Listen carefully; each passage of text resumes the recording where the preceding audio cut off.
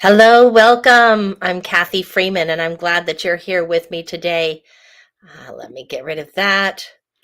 I am going to share with you, it's the week that I have opened up my art group, my Art Sisters. And I've opened up the membership for individuals to be able to welcome new ones in. So I put a lot of focus into sharing some of the things that we do. Last night, well, yesterday I shared quite a few things, but last night I did a particular piece, and it was a mixed media piece. And the question came up about how the individual loved to, to look at mixed media. She loved to watch mixed media, but wasn't sure where to start. And so I thought today I'm going to do a couple of things here. I'm not going to keep you very long, but I'm going to do a couple of things. First off, I'm going to talk about some ideas for mixed media. Mixed media has limitless possibilities. All right. You are not restricted to anything with mixed media, which is why I love it. Mixed media means many different things, to different people. So we're gonna talk about that for a minute, and then the second thing is I'm gonna put on for you a little. I started doing these visualizations for my art sisters when we meet, because every once in a while they you run into that block, that artistic block, and you're just not sure how to get yourself out of it. you so I thought I'm going to start doing these, and that kind of helps them if they feeling a little block and they're not getting to their lessons. So I'm going to run you through that, and you can watch or you can participate with it. If you want to participate, I would suggest that you go ahead and grab yourself a small 4x6 or whatever size you want watercolor paper. I like to use the round tip medium brushes and some watercolors. And so if you want to get those and your water, of course, and a paper towel, then you'll be ready to work with that when we do that. Let's talk a little bit for just a brief moment. This is a sample of a project that's in our library from last year. And these three pumpkins are acrylic in painting, but the background is what's so interesting. The background is a collage, and it's a collage of copies of old-fashioned handwritten notes. You can't really tell what's being said, but you can see the writing underneath, and it's really interesting to see that. The all the leaves down here are actually collaged on, and then I went back and painted over them. So I always suggest when I'm working with somebody and I'm teaching them, start with your background. Get yourself some kind of figure out your background on what you want. Not every time. For example, when we did this project, we did not start with our background. We started with the pumpkin itself. But um, actually, we did. We did start a little bit with the background, because what we did was we put the template down and then did the negative space, brushed out on the negative space. So this project that we just finished this past week, I did this as an extra project for those that wanted to do it. And the background on this one is collage. It's not the first thing that we did, but it is an important part of getting that done. So I suggest getting your background down, thinking about what it is that's going to be your focal point, choosing your focal point. And then after you get that on there, then you come back in and start doing all the little bits of extras. The where you put on the detailing and adding the little interest pieces to it. For example, the paper on this one. Let's see, I didn't really grab anything. This one is a good example right here. The background was done first, collaged on. I usually typically always gesso my background because it makes everything unified, and it just sort of sets it back so it's not glaring in your face. And then when I came back in, this is modeling paste. One of the classes I did yesterday, one in the afternoon was illustrating how to use modeling paste and what I did with that. And then all of this is watercolored up here, 3-dimensional watercolored on this paper, and then 3-dimensional ones that I glued on. So that is a really fun project. I've actually done that before for the group. This piece right here, background done first on this. I have collaged on here, gessoed it. Okay, so there's your steps. Collage, or you can paint. You can put different colors of paint. I believe that I did collage a little bit on this, and then I added different colors of paint. Then gesso, that's the second step, gesso over it. And then I came back in and started looking at it, and the way that some of the color and some of the paper met, it made me think of a mountain ridge. And so I just drew in that mountain ridge. It wasn't planned, but I could see a mountain in it, and started, and then added the clouds. And then this down here is modeling paste put on and then drawn. I drew in the pots to hold the plants. And it really makes a really nice piece. That gives you, I think, a good little start on understanding what to do to create a mixed media piece. Here's another idea. I'm just sort of throwing ideas at you, and I'd love for you to post your questions in the comments, because now's a good time to answer those. This right here is the card that we made, and members loved doing this. We've added a little quote on it that says, "May your life be like a wildflower growing freely in the beauty and joy of each day." That is actually a Native American little prayer that they have. But see the fibers, and so it's always fun. It's fun to, if something catches your eye. I love mixed media because it gives me, I don't ever get bored. I never get bored. I love to just paint and do things with acrylics, but then I always love to be able to add something that's a little unique and different to my piece, so that it adds that element of interest to it. Let me go ahead right now, and I'm going to run you through the visualization, and then afterwards I'm going to take you for a little tour of the behind the scenes and where everything kind of happens, so that you understand what it is that the mixed media, my art sisters, actually participate in. All right, I'm going to add this right here. I'm going to put a different color background on that, just so that it's a little more pleasant to look at. And now's the time for you to go ahead and pull out your watercolor paper and your watercolors, and follow along if you'd like. For this first part, it's really about just relaxing, letting your brain kind of let go of everything that's going on in it, and being able to open it up for creativity. So let's go. You're working on these projects, they're really good to open up the mind and to be able to kind of spark our imagination and our creativity. It's also really good for your health. I've done guided imageries for people for I don't know, 20 some odd years, and the breathing part of it is extremely beneficial health wise. So I want to go ahead and give you something about the little two sisters that we had. So just take a second, close your eyes, take a deep breath in through your nose and out through your mouth.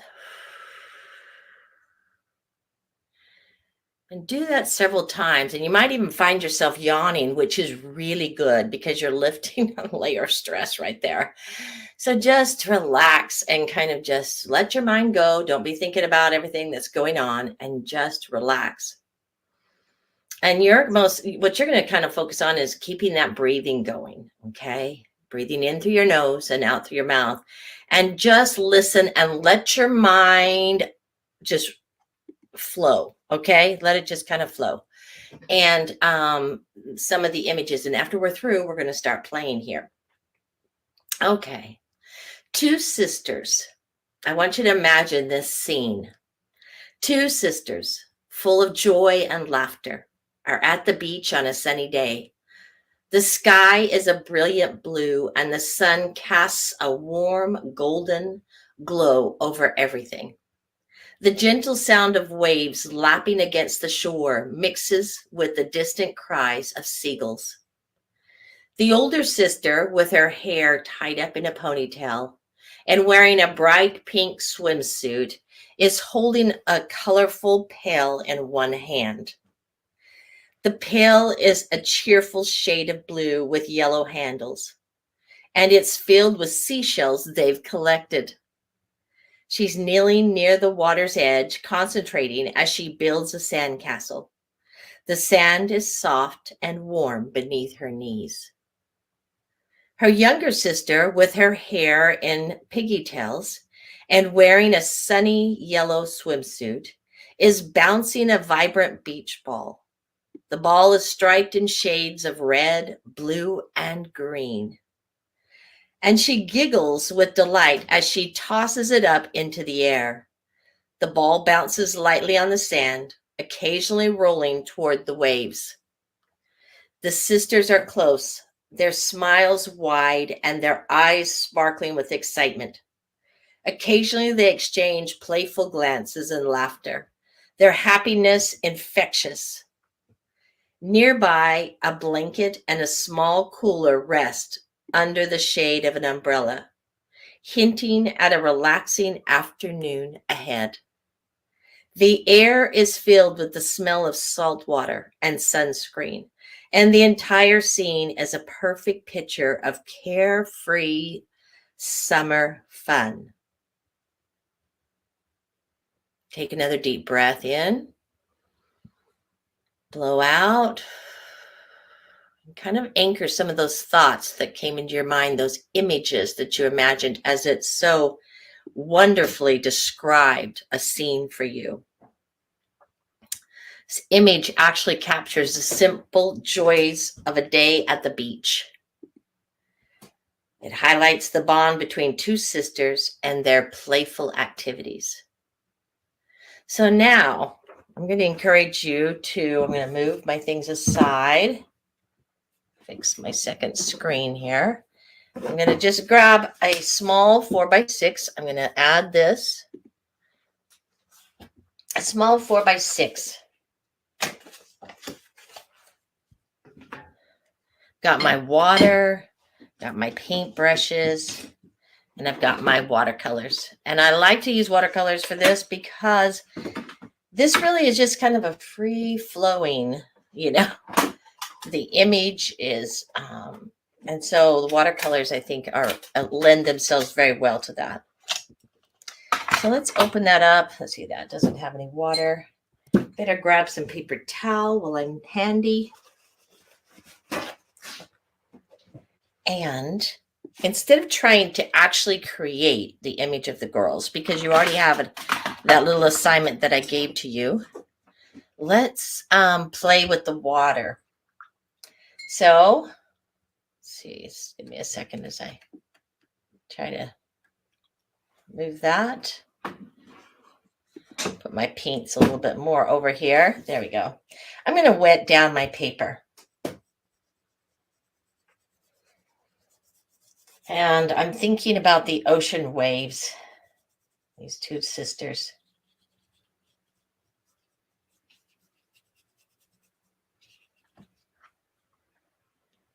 I'm going to grab some blue. And I'm going to just start daubing that in there.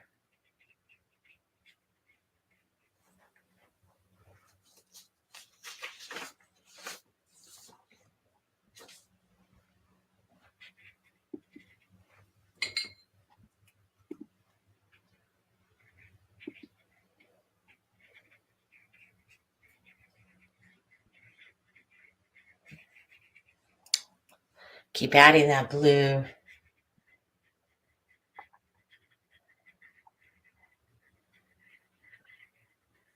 Goes back as far as you can see that ocean going back. And it's coming in towards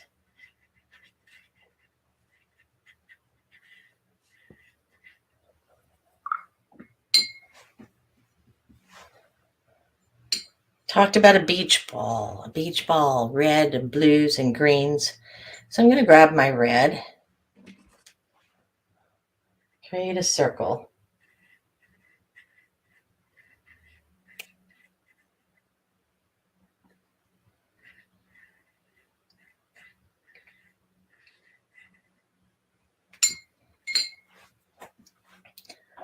Grab a darker blue.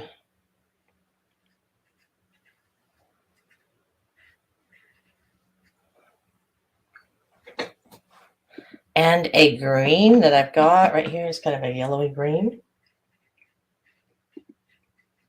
It's not a really great green for that, is that? That's too yellow. So let's grab a different green.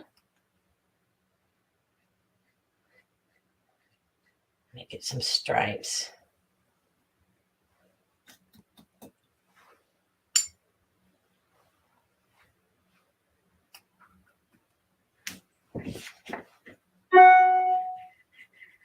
My hand touched and created. That's great. So every mistake is really a new possibility, right? Every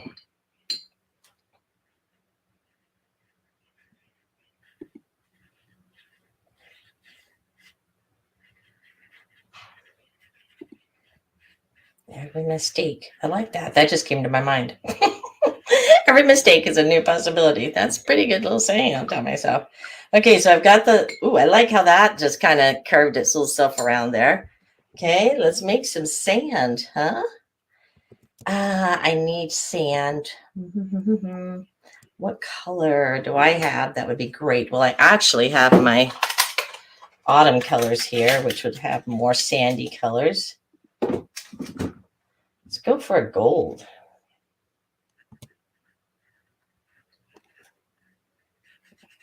And I'm not going to go right up to the blue.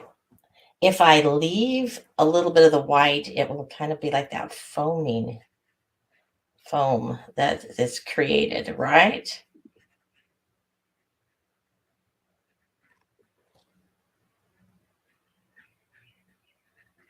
So I'm not going to go right up.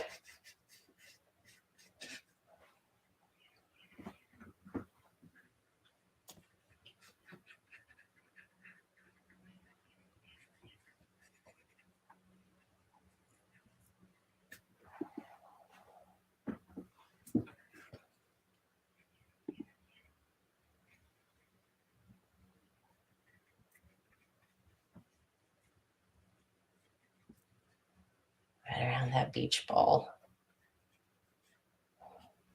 Must be some of the glue on that paper. I was leaving that.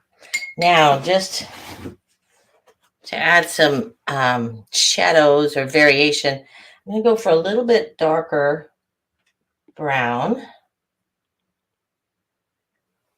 My brush is super wet. I'm going to add little bits of that here and there. You can't see that so much. Let's see if I get this close enough. If you can see, I'm just adding little bits of the brown in here.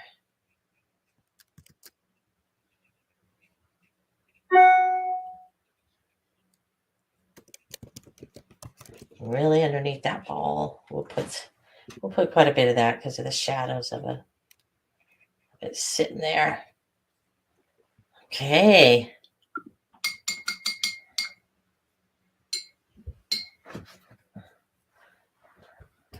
Water is always really pretty if it's kind of got some turquoisey color going on in it.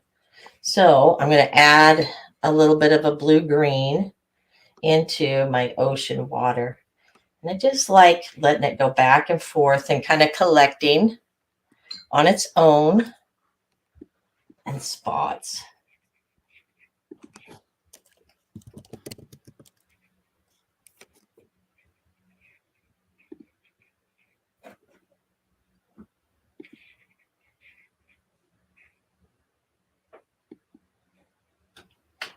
Push that back.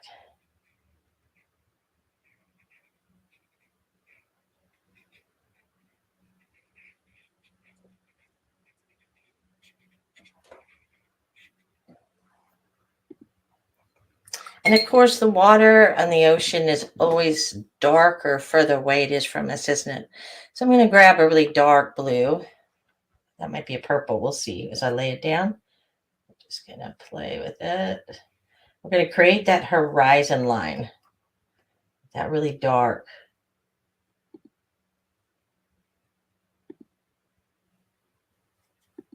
Kind of, so it's not just a line, blend it down a little bit into the water.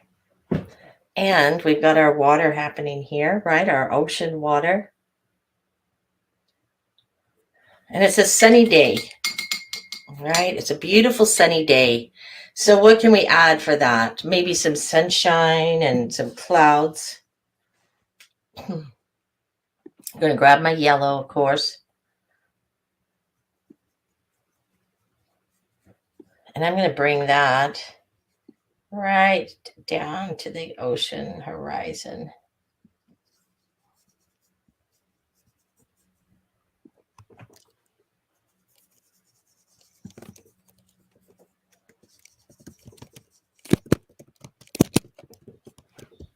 And I'm leaving some white spaces.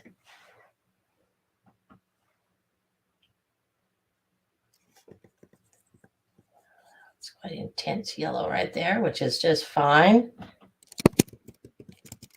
There are no mistakes. There's only new possibilities. Oh, I think I made a new motto for the day. Okay, I'm liking that. And I think I'll add just a really kind of a little bit of a yellow orange because. And I'll let that dry and then I'll bring back in some blue or something. Little yellow orange.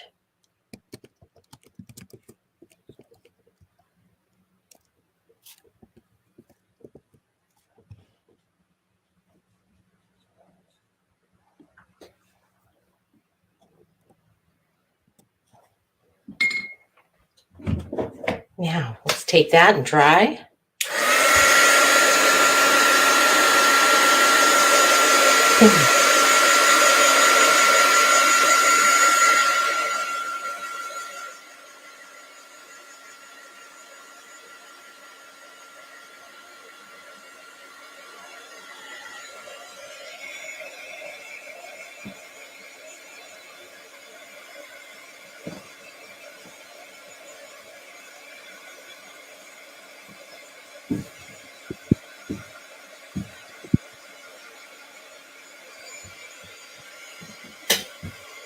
I'll turn it over the other side and dry that so it lays more flat.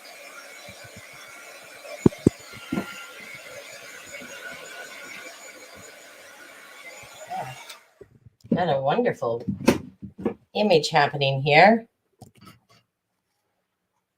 Is this my number 10 jelly roll? Yes. Okay. Out in the water, there's these little crests. And it's not going to show up unless you do it. I do it on the darker colors, but I can come back in and increase that. Just a few little waves or something.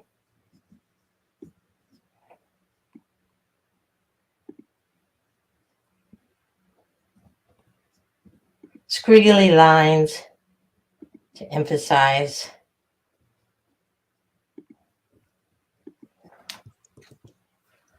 Let's see, I had a pick pen here. Maybe this one.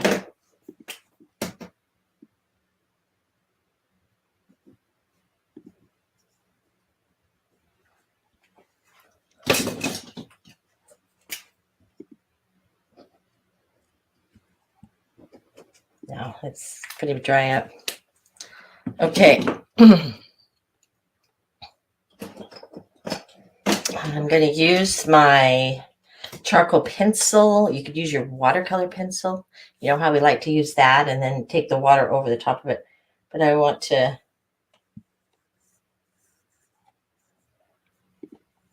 kind of define this ball a little bit more. So I'll do a little light around it. And you can, the nice thing I like about the charcoal is I can smudge it and it blends really well.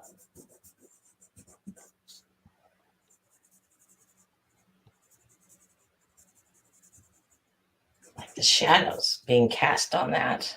Okay. And I talked about a pail of seashells. I'm not going to add the pail, but I could go ahead and add got a fine marker or something. See how fine this is. Not too fine. But let's see if we just kind of throw in a few little seashells, right? I'm trying to think of what a seashell.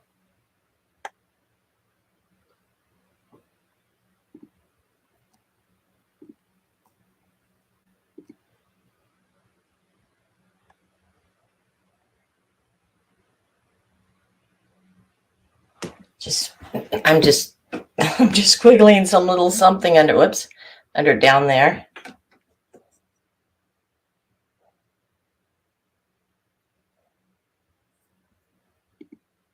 Three's a much better number, so we'll do 3 of those. Okay. And where are my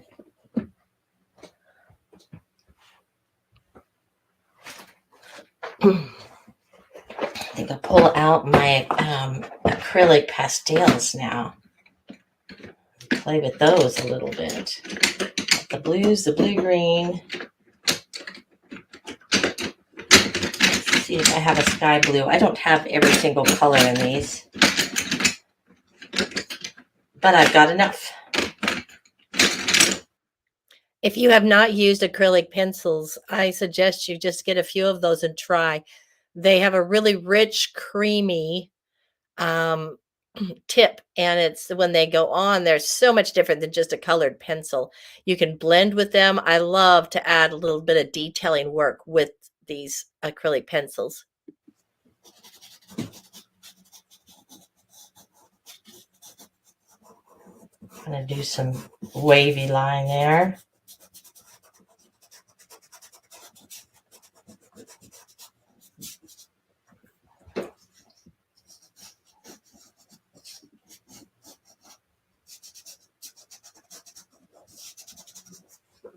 So we're just playing. And let my imagination just play and experiment. This is a great time to experiment. Ooh, isn't that pretty how that blended those colors together?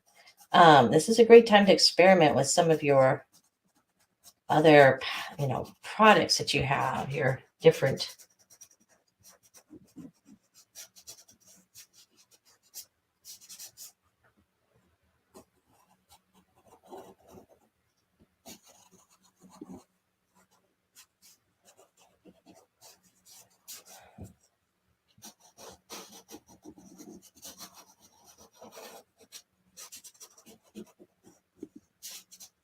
Okay.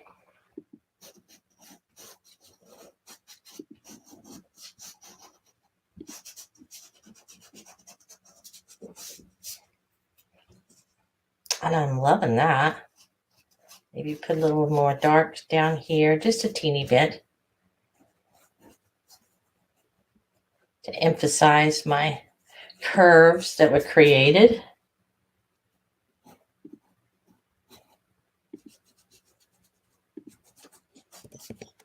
It blends so well. That's what's so nice about it. Ahead, I just do the whole thing.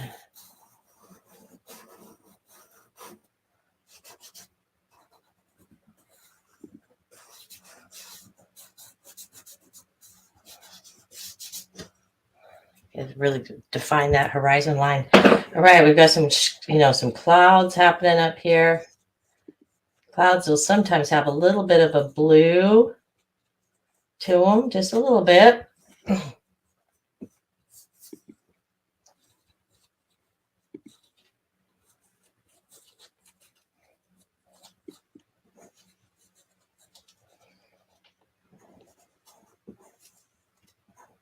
And they're always puffy. I like puffy clouds myself.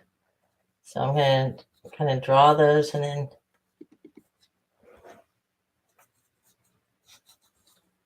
using squiggly lines.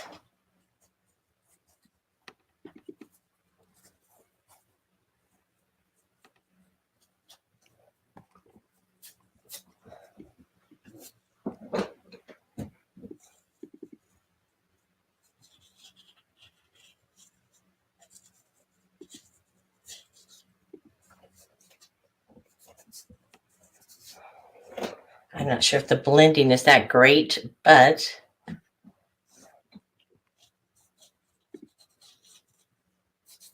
it works out fine. Let's see if we come back in here with my jelly roll. Yellow is already kind of hard to see, so I don't think it makes much difference. Let's go back over the top. I'm going over the top of some of this blue because it always, when it makes a little crest, it kind of put a few little lines here.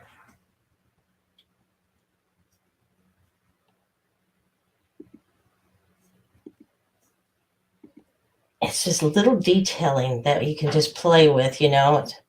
You're not going for perfection, but as you kind of work at the detailing, it's very relaxing.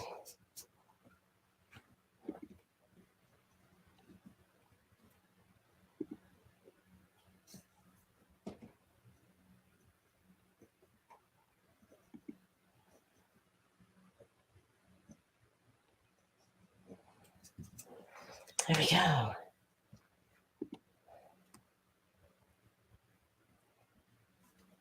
Some of these further back out here. There.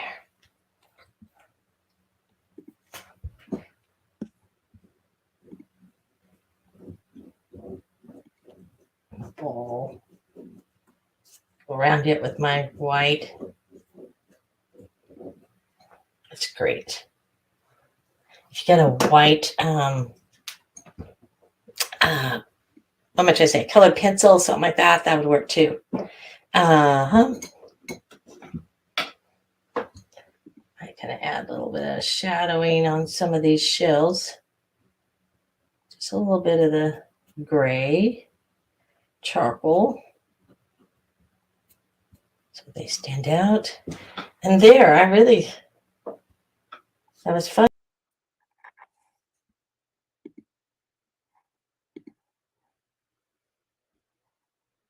All right, we finished that, and I clicked us over to another page there for a moment. Excuse me.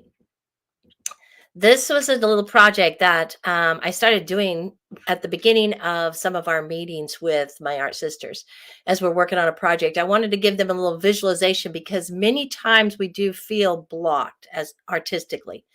You know, we want to do something, but we're just not really sure. And that's one thing I do love about having the group to be able to work together because it's when someone else is doing something, it's motivating. If it's just left up to you to, you know, then it tends to not always happen. But if a group's working on it and there's some, you know, some kind of goals or at least um, ideas of, okay, let's try to accomplish this. It helps us to do that. Now, I want to take a minute and just share with you the page that I have here. Let's see if I can do that. This page. I'm going to take you through where my art sisters go. A lot of times, groups, members, whatever, will use Facebook, which is what we're on right now. And Facebook is a wonderful tool. But I don't know about you. When I get into a page, so many things start popping up that I get a little lost. And so I wanted to simplify it and make it easy for the members to be able to locate things and find them. I created this little, let me share it right here. I created this little art village so that it would be easy for them to find. I also purchased a separate URL, myartsisters.com, so that they could have an easy, quick URL to get to. I taught them how to put a little emblem on the front of their phone. You know, when you open your phone and you can put those little squares or those little things on there, little tabs. I show them how to do that. That's in the library so that they can add a little sunflower to their phone. That way, if they're out and about and maybe they're just waiting, they've got some extra time, they can click on that and have access very easily to the website. Now, because this is what's the word I'm looking for? I'm not sure. A private, you might say, you have to be a member to get into all of the places. It does ask for your email and your password. So find a password that you can remember that's not super difficult, but that's easy for you because it will ask you to put that in occasionally just to keep up with things. So on this particular, and I hope you can see as I'm moving this up and down, we have a welcome center. I know if I click on those pages, it's not going to share those with you right now. But in the welcome center is where I always put the calendar for the next month, and they know exactly when those classes are and what to watch for. So there's no questions now. When is it that we're meeting or what's going on? The other thing I have here, of course, is the library. So this is the main hub. This is where all the classes are stored and they are able to get into it. I keep all of the past classes in there also. So let's just say that you have extra time or maybe you're not interested in the project of the month. You can move back in there and find other projects that are of interest to you. There is 2 years at this point of projects. 3 each month. That's a lot of projects in there to look over. This little section up here called Cultivate Wellness. I, for 20 some odd years, worked in the field of a holistic kind of health, you might say, positive mindset. And so what I created during that time is I had music in that was uplifting, that was relaxing, that would relieve stress. And so I've culminated a lot of the tools that I used during that time and put it in this area. Some positive mindset things, because many times we as artists start psyching ourselves out with our mental thinking. And so I wanted to create just a little hub there, a little area that if they're interested in, they can go to and listen to some really relaxing music. And it's not your typical relaxing music, it's music that is geared towards uplifting and really relieving stress. All of these little campers here, at times when I have different events and that, I will use them to put classes and that in. Down here at the campfire, that's where we meet. They know that if we're going to have a group meeting or if I am presenting something to them, they go to the campfire because that's where we gather. And so on that page, they have a link that they can go to and it gets them into the live chat, the live meeting that we're having, or the particular class. Over here, I've got highlighted is Kathy's Glamper. Now, for the next couple of days, I usually have little free things in there for the public to look at. The next couple of days, you will find an easy link to get to that page that has some of the classes that I have shared with you at this time. I hope this is scrolling down for you. If not, you can look at it on your own. But there is a little community center here. So if you're trying to get to and you just can't remember on Facebook where it is that we are, then go ahead and click on that and it puts you into the group and you can find it easily. Heart Journeys. I took last year a period of time and created an extra bonus for the members where it was uplifting messages and spiritual, scriptural type of sayings and added art to them. So they were little bonus projects that if they were interested in it, then they had access to that and I provided. So those are in that library and you can still access them. Gallery. The gallery is where I try to post the pictures if they come in and keep those going for right now until I find maybe a different use for that. So that gives you a little idea of what the campsite looks like and how you can get around it and find it. Now, I hope that you take a look at what we've got going on. The price that I offer, or that this is offered at each month, is very inexpensive considering the other art classes and that you what you spend for art classes. I keep it low because we all want to watch our pennies, bottom line. And so this gives you three different classes, three opportunities, four opportunities to get together and meet with other people, lots of other things on here. Um, so I'm going to end this now. If you have any questions, you can email me at kathyfreemanart.com. Ask them. I am happy to answer any questions you might have. If you go ahead and sign up, are you obligated for a period of time? No, just for the month that you've already paid for. It's a month-to-month membership, and it's just like, basically Netflix or anything like that. It goes ahead, unless you've canceled it out, then it just continues keeping you there, and you have access to these classes while you are a member. So I hope that you will be back, that you will come and look at some of the classes and enjoy those before they go away, because everything on that Kathy's Glamper will be shutting down this Saturday. I'll wait till the evening, but it will close down. And then I'm going to get back to just really focusing in on my group and what we have going on. So go to kathyfreemanart.com, look for My Art Sisters, check it out. Don't wait. Don't think, oh, I'd like to do that, but I'll do it later. Don't wait. You'll forget, and then it'll be over with. I have done that in the past with things that I wanted to join. I thought, yeah, I want to do that. And then I go to sign into it or see if I can still, it's like, oh, I got to get on that. And then it's already gone. So just take care of it right now. Don't wait till the 12th hour when it's all over with. Just be a part of it right now, and love to have you. All right. Thank you for joining in today, and I will see you again later.